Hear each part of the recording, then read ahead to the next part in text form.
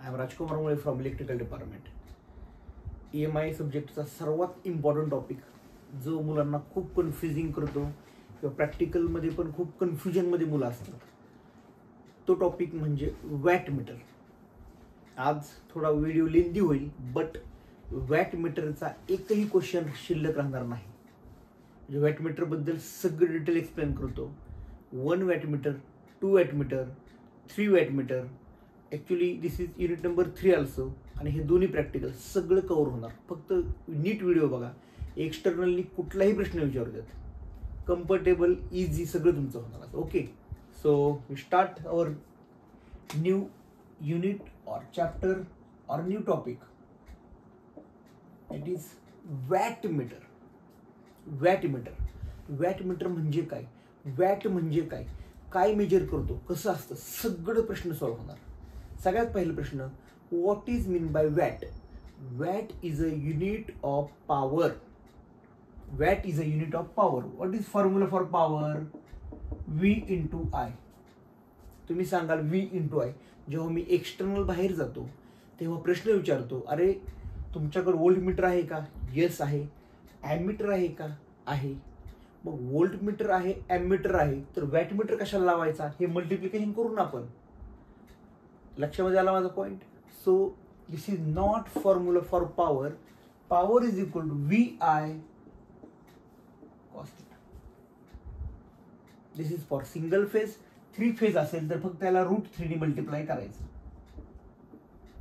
√3. Okay, हे महत्वाचं नाही. चला लक्षात. पॉवरचा formula V into I into cos theta. 3 पद्धतीच्या पॉवर आहेत. 3. Active power, reactive power, apparent power. Next question म्हणजे तुम्ही EMIच्या कुठल्याही ओरलला जा, हा टॉपिक येणार नाही असं होणारच नाही. याच्यावरती 60% ओरल होणार तुमची. Okay, so what is mean bye active power, what is mean bye reactive power, what is mean bye apparent power. सगळ्यात पहिल्यांदा मी ऍक्टिव्ह पॉवर सांगतो. याचा फॉर्म्युला लिहितो इथं. Active is equal to watt. Active power simple भाषेत सोपा formula. तुम्ही bulb घ्यायला गेला, तुम्ही दुकानामध्ये बल्ब घ्यायला गेला, तो काय म्हणतो? समजा तुम्ही आमच्या माळीकडे गेला बल्ब घ्यायला, माळी म्हणतो किती वॅटचा पाहिजे. समजा मला काय घ्यायचंय, फ्रीज घ्यायचा आहे. किती वॅटचा फ्रीज आहे? मला हीटर घ्यायचा आहे. हॉस्टेलच्या मुलांना माहिती आहे हीटर. हा, किती वॅटचा हीटर आहे. तुम्हाला इंडक्शन घ्यायचंय, किती वॅटचा. What is bye watt. सगळ्या गोष्टींमध्ये वॅट आलं.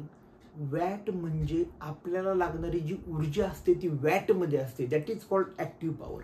ऍक्टिव्ह पॉवर बघा, ऍक्टिव्ह पॉवर ही याचं युनिट आहे वॅट. लक्षात आलं. मला लागणारी ऊर्जा म्हणजे active power. Next is a reactive power. Unit VAR. Actually formula लिहायचा राहिला. Okay, VAR. VI cos theta. इथं लिहितो मी फॉर्म्युला समोर. VI cos theta active power. VI sin theta reactive power. VI apparent power. Unit VA. एका मिनिटात confusion solve.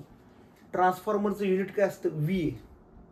जनरेटरचं unit काय असतं? VA. आपण म्हणतो ना की माझं लोड आहे. समजा फॉर एक्झाम्पल सिम्पल, गणपतीमध्ये तुमच्या मंडळाचा गणपती असतो, त्याच्यामध्ये तुम्ही म्हणता जनरेटर आण. म्हणजे काय आण? जनरेटर किती वॅटचं आहे असं विचारतो आपण, बट ॲक्च्युली ते असतं VA. जनरेटरचं युनिट ऑलवेज इन VA, कारण ती तयार झालेली ऊर्जा असते, तयार करणारी ऊर्जा असते. That is called VA. Next is active power, लागणारी ऊर्जा. So what is by reactive power. Reactive power is a waste power म्हणू शकतो, किंवा मराठीमध्ये त्र्यंबक वाघमारेंचं एक पुस्तक आहे, ITIचं पुस्तक, त्यामध्ये खूप सुंदर दिलंय. रिॲक्टिव्ह पॉवर म्हणजे अडथळा निर्माण करणारी ऊर्जा, अडथळा निर्माण करणारी. Okay, so this is active power, reactive power, apparent power. याचं पॉवर ट्रायंगल तुम्हाला फर्स्ट इयर पासून माहिती आहे. पॉवर ट्रायंगल काढा. ओके, हा एक झाला क्वेश्चन. ऍक्टिव्ह पॉवर काल, रिॲक्टिव्ह पॉवर काल, ॲपरंट पॉवर. ठीक आहे. नेक्स्ट इज अ, हे विचारेल तुम्हाला. नेक्स्ट क्वेश्चन, वॅट मीटर म्हणजे काय तुम्हाला कळलं. पॉवर मेजरमेंटसाठी लागणार मला एक इन्स्ट्रुमेंट आहे, त्याला वॅट मीटर असं म्हणायचं. पुढचा प्रश्न तुमचा असा आहे, ते म्हणतील की माझ्यासारखं एक्सटर्नल असेल तर मी म्हणेल की वॅट मीटरचं कनेक्शन कसं असतं. किती टर्मिनल असतात, कसं कनेक्शन असतं, एका मिनिटामध्ये बघा इथं.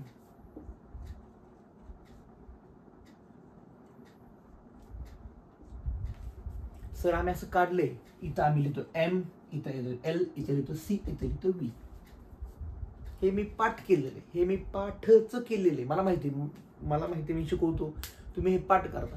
आता पाठ करण्याची गरज नाही, मी समजून सांगतो काय ते. What is mean by M? M is a main. Main म्हणजे काय? सप्लाय पासून मेन येणारा टर्मिनल इथं लागतो, M. What is L? Load कडे जाणारा load. What is C? C is a common. What is V? Voltage. हे 4 terminal very very important. M L C V. आयुष्यामध्ये फक्त EMIच्या ओरलसाठी नाही, आपल्या नशिबामध्ये, म्हणजे मी इलेक्ट्रिकल इंजिनियर आहे, तुम्ही इलेक्ट्रिकल इंजिनियर आहे, वॅटमीटर हा आपल्या पूर्ण करिअरमध्ये खूप जास्त इम्पॉर्टंट रोल आहे याचा. Okay, so MLCV. चला, याच्यामध्ये क्वेश्चन हा का आला? What is mean bye CC? तुम्ही असं लिहितं बघा इथे, CC, this is PC. What is mean bye CC? CC म्हणजे करंट कॉईल. कुठली कॉईल? CC म्हणजे कुठली कॉईल? Current coil. PC म्हणजे मग पोटेन्शियल कॉईल किंवा साध्या भाषेमध्ये व्होल्टेज कॉईल. येते लक्षामध्ये? एका सिंपल एक्झाम्पल सांगतो. ॲमीटर कसा लावतो आपण? Ammeter always series, voltmeter always parallel. तेच आहे करंट कॉईल म्हणजे काय? ती करंट मेजर करण्यासाठी लावलेली कॉईल आहे, दॅट इज करंट कॉईल. एक लक्षात ठेवा, एम आणि एल हे सिरीज मध्ये असतं, एम आणि एल, म्हणून त्याला करंट कॉईल म्हणतो. ॲमीटर नेहमी सिरीज मध्ये असतो, व्होल्टमीटर नेहमी पॅरलल मध्ये असतो का? हा पण प्रश्न विचारू शकतात. एक लक्षात ठेवा, व्होल्टमीटरचा इंटरनल रेजिस्टन्स एवढा जास्त हाय असतो की व्होल्टमीटर मधून करंटच पास होत नाही. मग सिरीज मध्ये व्होल्टमीटर काय फायदा? इथून लाईन लावली आणि इथनं बाहेर काढली मी, इथून करंटच पास होणार नाही, म्हणून ऑलवेज व्होल्टमीटर आपण लावतो in parallel, because internal resistance of current is very very high आणि internal resistance of ammeter is very low, म्हणून ॲमीटर नेहमी सिरीज मध्ये असतो. मला माहिती होतं आजपर्यंत, बट त्याचं काय म्हणतो ना आपण, का असतो याचं उत्तर मिळालं पाहिजे. हे ओरल तुमची आरामात, टेन्शन घेऊ नका ओरलचं. ओके, अजून आपण चाललोय. So this is MLCV, main load current voltage. Sir next question, sir हा MC नेहमी शॉर्टच असतो का? बोलता MC शॉर्ट करा, MC शॉर्ट करा, MC शॉर्ट करा. नाही, MC शॉर्ट असतोच असं नाही. It is totally depend on your application.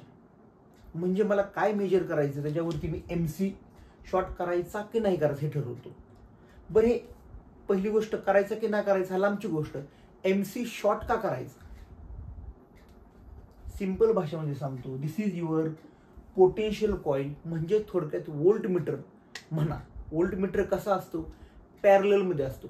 मी नेहमी BEE शिकवताना सांगायचं गोष्ट एक, व्होल्टमीटर पॅरलल म्हणजे काय आणि सिरीज म्हणजे काय.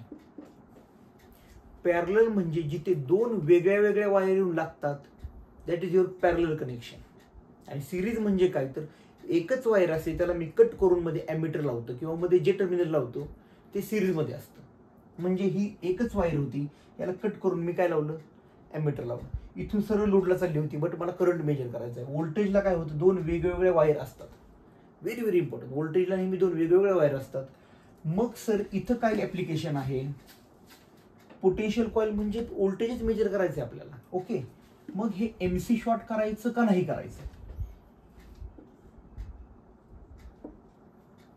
MC शॉर्ट करायचं का नाही डिपेंड. आता MC शॉर्ट केलं म्हणजे मी काय केलं?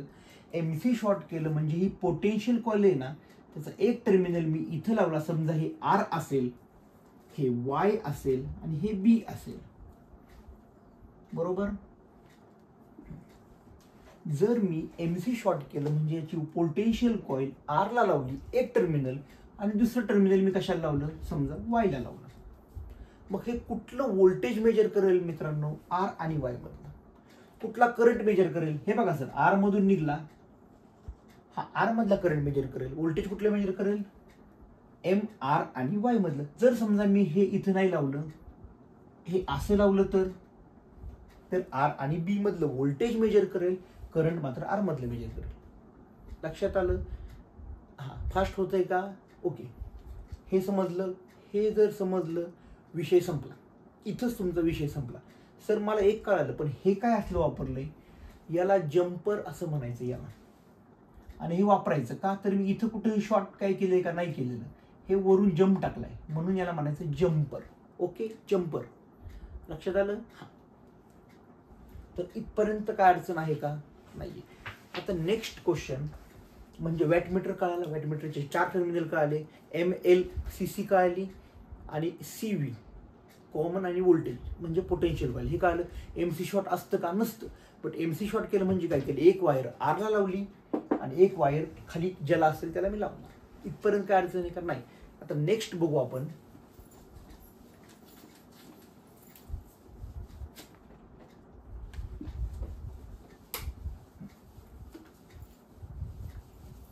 आता नेक्स्ट माझ्या सगळ्यात आवडीचं लोड, जे प्रॅक्टिकल तुम्ही लोड लावता. लोड काय असतो? लोड किती टाईपचा लोड असतो? लोड असतो 3 टाईपचा. एक असतो रेझिस्टिव्ह लोड, एक असतो L फॉर इंडक्टिव्ह आणि एक असतो C for capacitive.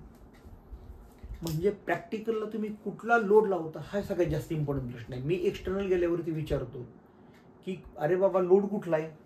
Sir inductive load लावला आणि लावलेला असतं बल्ब. नेहमी वाचा. आता रेझिस्टिव्ह लोड आहे. तुमचा जो बल्ब आहे तुमच्या लॅबमध्ये जो बल्ब आहे, बल्ब म्हणजे हे जुने LED बल्ब नव्हे, जुने बल्ब आपले. तो हा बरोबर, ते जुने बल्ब. ते जुने bulb is a resistive load. Bulb कसला लोड आला? Resistive load. सर इंडक्टिव्ह म्हणजे काय? मग इंडक्टिव्ह म्हणजे जिथं कुठं वाइंडिंग दिसेल, काय दिसेल? वाइंडिंग दिसेल, that is your inductive load. मग sir fan inductive load, sir motor inductive load. काही वेळा तुमच्या कॉलेजमध्ये बघा बारके बारके ट्रान्सफॉर्मर असतील. ट्रान्सफॉर्मरला काय असतं? वाइंडिंग असते. जिथं कुठं आयुष्यात इथून पुढे वाइंडिंग दिसेल, काय दिसेल? That is your inductive load. मग capacitive load sir, capacitor bank. फॅनला लावतो ती कॅपॅसिटर बँक. ओके, हे 3 टाईपचे लोड असतात. As a electrical engineer, as a subject teacher किंवा एक शिक्षक म्हणून, किंवा मला कंपनीचा 6 वर्षांचा एक्सपिरियन्स आहे, तुम्ही इतके माहीर असावे तुमच्या त्या प्रॅक्टिकलमध्ये की जर रेझिस्टिव्ह लोड लावला ना तुम्ही, तर तुमच्या त्या लॅबमध्ये बल्ब किती वॅटचा आहे, तो कुठल्या कंपनीचा आहे हे सुद्धा तुम्हाला माहिती पाहिजे. म्हणजे कळतं एक्सटर्नलला, किंवा ते तुम्हाला तुमचं सॅटिस्फॅक्शन आहे की मी काम करत असताना मी बघितला तो बल्ब. आता माझ्या कॉलेजमध्ये फिलिप्स कंपनीचा बल्ब आहे 200 वॅटचा एक. सो तुमच्या कॉलेजमध्ये तुम्ही जिथं कुठं शिकता ते बघा, कारण that is your practical knowledge. Company येईल ज्यावेळी तुमच्याकडं BEला गेल्यावरती, त्यावेळी तुम्हाला हे प्रश्न आले पाहिजेत.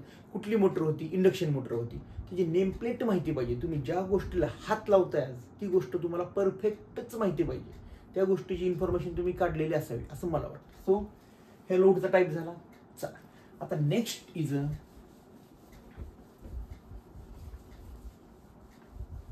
नेक्स्ट आता तुमच्या सगळ्यांचं जे चाललं होतं सर प्रॅक्टिकल समजून सांगा, प्रॅक्टिकल समजून सांगा. चला प्रॅक्टिकल नंबर 3 or 4 काय तुमच्या कॉलेजमध्ये असेल ते.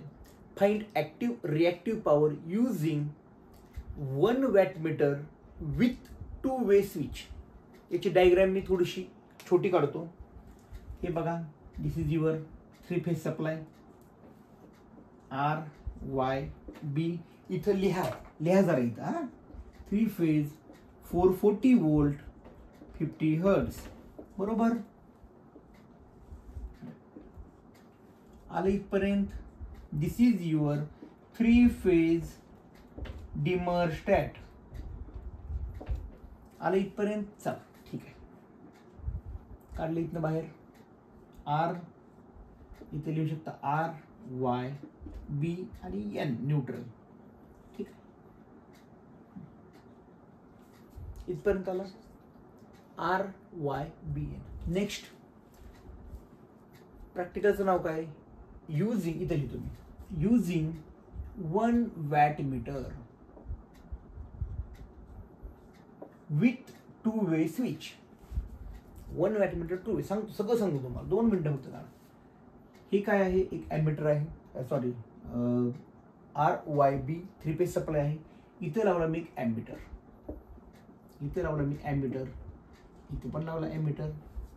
पण आपल्या घाण सवयी अशा आहेत की आपण एवढंच लिहितो. AC का DC लावला सर माहिती नाही, लिहायचं नेहमी AC AC AC. कितीच आहे 0 to 5 अँपियर. हे खाली पण इथे लिहायचं 0 to 5 अँपियर. चला नेक्स्ट याचं काय करायचंय, ML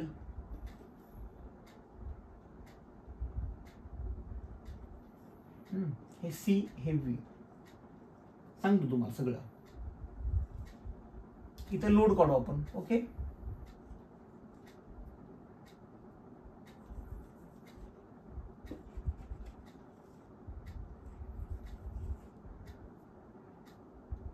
this is your resistive load. हे असा बाण म्हणजे काय, असा बाण म्हणजे काय,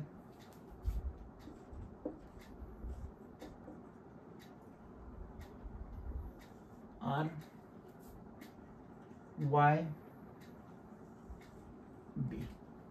दिस is your star connection. Resistive load आहे बघा. आता इथपर्यंत काय अडचण आहे का, नाही. नेक्स्ट व्होल्टमीटर लावायचं आहे बघा. आता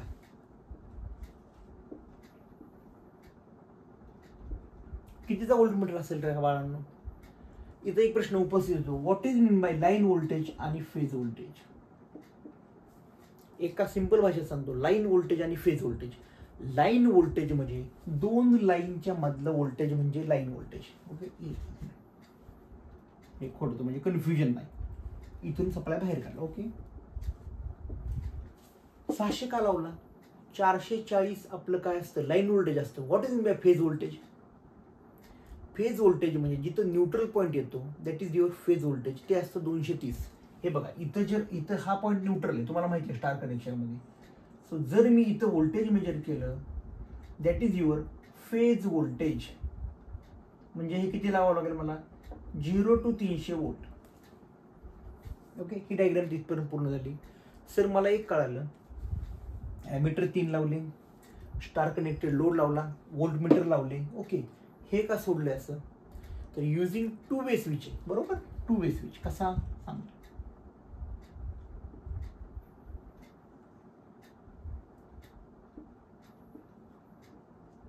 आहे तुमचा टू वे स्विच. बघा लक्षात आहे, काही पण अडचण आहे का, नाही. टू वे स्विच म्हणजे काय, एक्सटर्नल तुम्हाला विचारलं what is mean by two way switch. To way switch म्हणजे काय, लाईट गेल्यावरती, लक्ष द्या, व्हेरी व्हेरी इम्पॉर्टंट. लाईट गेल्यावरती एक जनरेटर असतो बघा, खटका आपण खट खाली टाकतो वरती टाकतो. म्हणजे काय, इथं डायग्राम काढतो मी, हे अशी कनेक्शन असतं. दिस इज युअर लोड. समजा तुमचं इथं होम आहे, घर आहे, घरातला लोड आहे मधला, आणि तुमचं कसं असतं, तो खटकाच असतो चेंज ओव्हरचा. पहिल्यांदा असा करंट असतो, ज्यावेळी तो खटका खाली जाईल तेव्हा इथं करंट असतो. ही असते तुमची MACBचं. MACBचं सप्लाय इथं असतो आणि इथं असतो तुमचा जनरेटर. लाईट जेव्हा असते तेव्हा हे असं कनेक्ट असतं, खटका वरती असतो. लाईट गेल्यावरती काय होतं, हे तुटतं आणि हे खाली येतं, खटखट आपण ते करतो. That is your two way switch. ते स्विच आपण इथं वापरतोय. ते कुठं वापरतोय, हे बघा इथं वापरलं. 1 2 3 म्हणजे काय, म्हणजे काय लक्षात घ्या. टू वे स्विच का वापरतोय आपण, कारण आपल्याला एकच वॅटमीटर आहे आणि मला 2 रीडिंग काढायची. म्हणजे माझं व्होल्टेज RY मध्ये पण मेजर केलं पाहिजे आणि RB मध्ये पण मेजर केलं पाहिजे. मग सर 2 वॅटमीटर्स का वापरायचं नाही, प्रश्न अतिशय बरोबर आहे. 2 wattmeter is a very accurate method. ही थोडीशी ॲक्युरेट नाही आहे. ओके, सो फर्स्ट काय असतं, हे कनेक्ट होतं, देन सेकंड टाइमला हे वेगळं कनेक्ट होईल. This is your two way switch. Connection कळालं, कनेक्शन करताच आलं पाहिजे. माझ्या कॉलेजमध्ये जर प्रॅक्टिकल नाही केलं तर मी बॅक ठेवतो, कारण this is your practical exam, not oral. Okay, so हे टू वे स्विच. मग सर टू वे स्विच आता मी ह्याच्यामध्येच तुम्हाला काय करतो,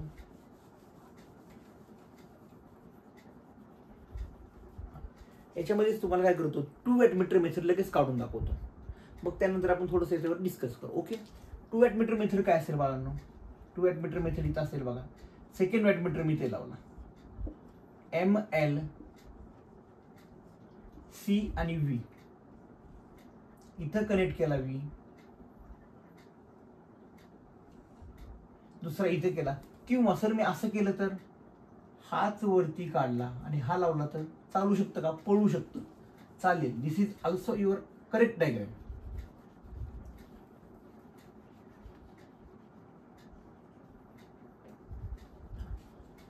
ही पण तुमची correct diagram. This is your 2 wattmeter method. समजून घ्या, समजून घ्या. हा, ही पण तुमची काय आहे? 2 वॅटमीटर मेथड आहे. 2 वे स्विच बाजूला केला आणि 2 वॅटमीटर मेथड काढली. बरोबर, इथपर्यंत काय अडचण आहे? काय बघून घ्या. डायग्राम अतिशय सोपी आहे. 2 वॅटमीटर लावली, मग अशी 2 वे स्विच होता तो काढला आणि इथला V शॉर्ट केला. हा V शॉर्ट करून डायरेक्ट लावला B फेजला. इतकं सोपं आहे, याच्यात काही नाही. आता फक्त तुम्हाला एक सांगा, एक म्हणजे याचं तुम्हाला थिअरी कळाली ना 2 वॅटमीटरची, तुम्ही काही करू शकता. फक्त मला एक सांगा, हा वॅटमीटर नंबर 1 आहे, याचं रेटिंग लिहायचं राहिले. सॉरी, याचं रेटिंग काय असेल? 5 एम्पियर 300 वोल्ट. हे वॅटमीटर 2चं काय असेल? 5 एम्पियर 300 वोल्ट.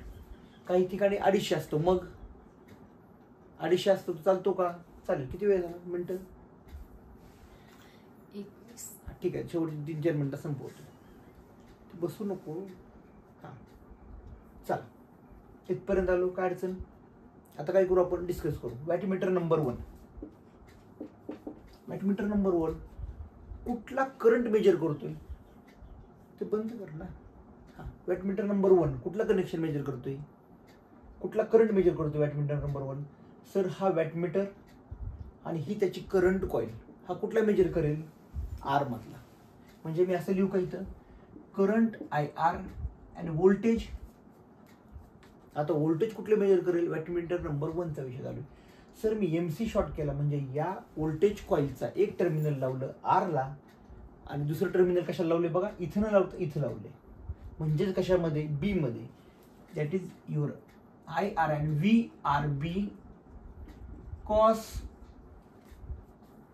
अँगल. आता हा अँगल कशाच्या मधला असेल रे बाळांनो? Cos angle between IR and VRB. हे मायनस चिन्ह नाही, हा अँगल याच्यामधला, कॉस अँगल याच्यामधला. चला वॅटमीटर नंबर 2 बघू आपण. वॅटमीटर नंबर 2 हे काय? इथं वॅटमीटर नंबर 2 आहे सर. करंट कॉईल इथे, म्हणजे हा करंट मेजर करणार IY चा आणि हा व्होल्टेज कुठले मेजर करणार? Y आणि B मधला. आणि कॉस अँगल बिटवीन IY आणि VYB.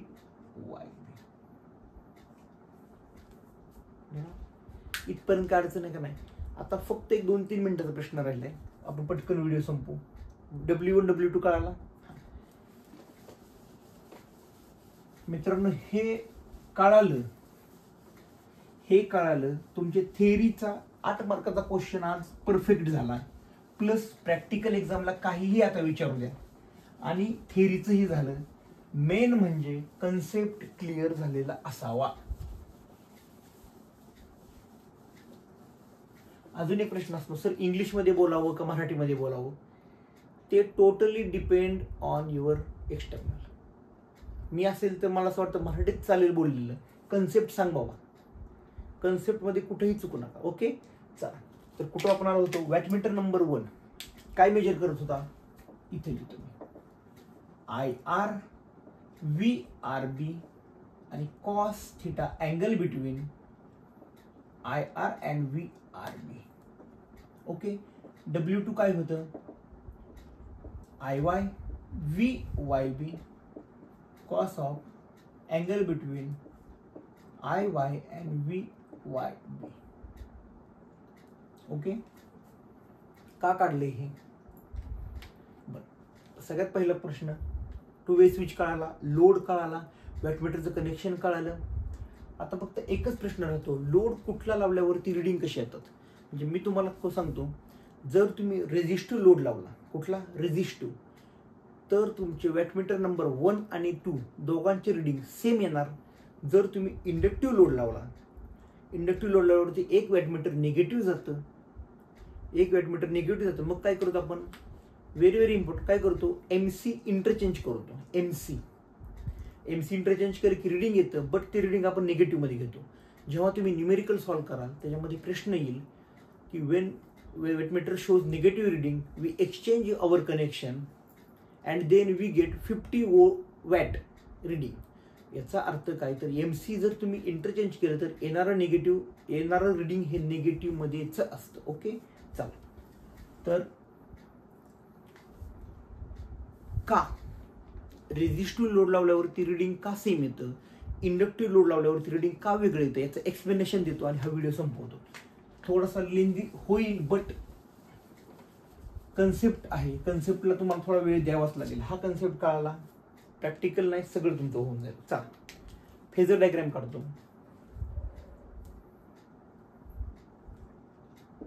VR, VY, VB. Angle between this is 120, angle between this 120 आणि हा 120 डिग्री अँगल आहे. ओके, वॅटमीटर नंबर 1 काय रिडिंग होतं रे, इथं मी लिहितो IR VRB कॉस हा अँगल.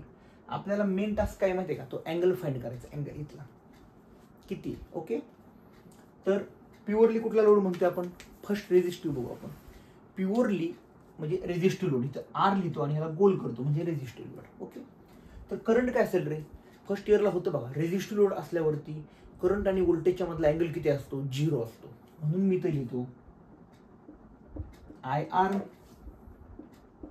IY IB. का असा अँगल आला in phase, because this is resistive load. First year मध्ये होतं. ओके, आता काय करायचं आपल्याला, सिम्पल टास्क आहे. IR तर आहे आणि अँगल कुठला काढायचा आहे, अँगल बिटवीन VRB. हे बघा, VR इथं आहे, VB कुठे, इथे. जर हे VB मी खाली घेतलं तर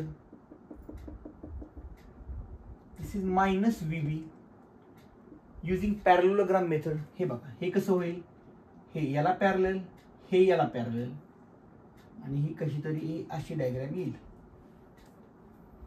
दिस इज युअर VRB आणि अँगल कुठला काढायचा आहे आपल्याला बाळांनो, अँगल कुठला काढायचा आहे, तर अँगल बिटवीन दिस, हा अँगल काढायचा आहे. किती अँगल असेल, एकच मिनिट सांगतो. हा किती होता, 120. ह्याच्या बरोबर हे मधून तुम्हाला छेदलं म्हणजे हा झाला 60 आणि तो झाला 60. आता 60च्या पण बरोबर मधून हे इंटरसेक्ट झालं, हा राहिला 30, हा राहिला 30. म्हणजे काय अँगल आला बघा, angle between IR and VRB is cos 30. कळलं का 30 अँगल आला, हे बघा. तुम्ही दुसरी कंडिशन स्वतः करून बघा, कुठली, दुसरा काय होता, IY VYB अँगल, IY कुठे आहे, हे बघा, IY VY आणि समजा इथं जरी B घेतला, हा -B जरी आला, थोडा दिसायला काय होईल, फळ्यावर काढताना थोडंसं हे होतं. तर हा अँगल असा येईल बघा मधून आणि हा angle is also nothing but 30 degree. IY and VYB हा अँगल ऑल्सो 30. म्हणजे याचे दोन्ही अँगल काय होतील, ह्या IR लाच मी असं लिहू शकतो का रे बघा,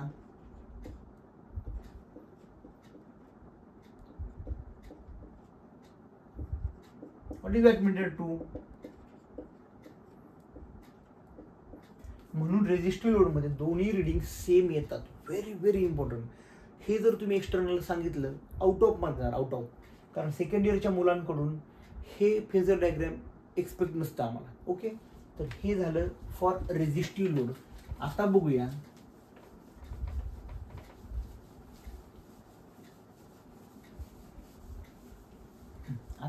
इंडक्टिव्ह लोडसाठी. इंडक्टिव्ह लोडसाठी एक रिडिंग पॉझिटिव्ह येतं, एक रिडिंग निगेटिव्ह येतं. का, लगेच बघू, एका मिनिटात बघू आणि व्हिडिओ थांबवू. VR VY VB. आता हा लोड कुठला आहे रे, हा लोड जर इंडक्टिव्ह असेल तर आपल्याला एक गोष्ट माहिती आहे, इंडक्टिव्ह लोड मध्ये काय होतं, करंट नेहमी लॅग असतो. म्हणून हे बघा, IR theta, then IY theta, IB theta. आलं लक्षामध्ये का? Because we connect inductive load म्हणून इथे L लिहिला मी. ओके, चला नेक्स्ट ते सेम होतं. Angle between IR and VRB. चला बघूया काय होईल अँगल.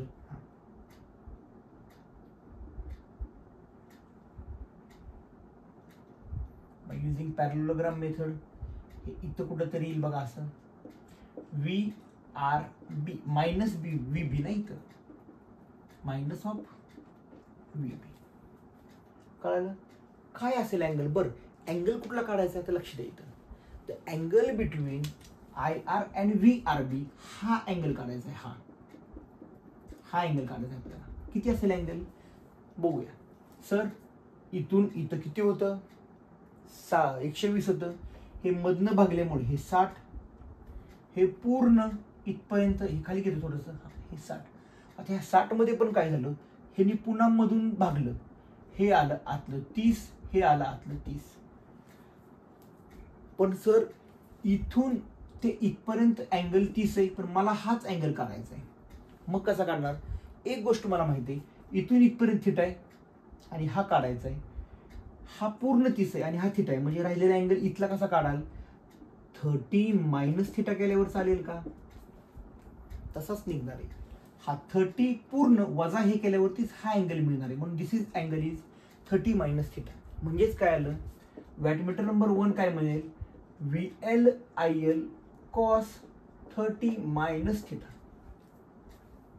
नेक्स्ट इथंच आहे लगेच. हा हे बघा दुसरा वॅटमीटर काय दाखवत होता रिडिंग. IY VYB. IY आहे का. येस इथं आहे. YB हे बघा Y आहे इथं मायनस B. जर युजिंग पॅरलोग्राम मेथड केलं तर हा येईल तुमचं VYB. आता अँगल कुठला काढायचा आहे सर. सर अँगल मला काढायचा आहे कुठला. हा नव्हे, इथून इथपर्यंत अँगल काढायचा आहे. हा 60 होता पूर्ण, हा झाला 30, हा झाला 30 आणि अँगल काढायचा इथून इथपर्यंत. मग 30 प्लस थिटा.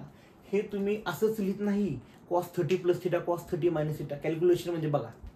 तर this is 30 plus theta, this is 30 minus theta. म्हणून वॅटमीटर नंबर 1चं ओल्ड जे रिडिंग आहे ते अपोजिट असं मागं फिरतं. मग आपण काय करतो तर आपण त्याचं MC टर्मिनल चेंज करतो आणि रिडिंग घेतो.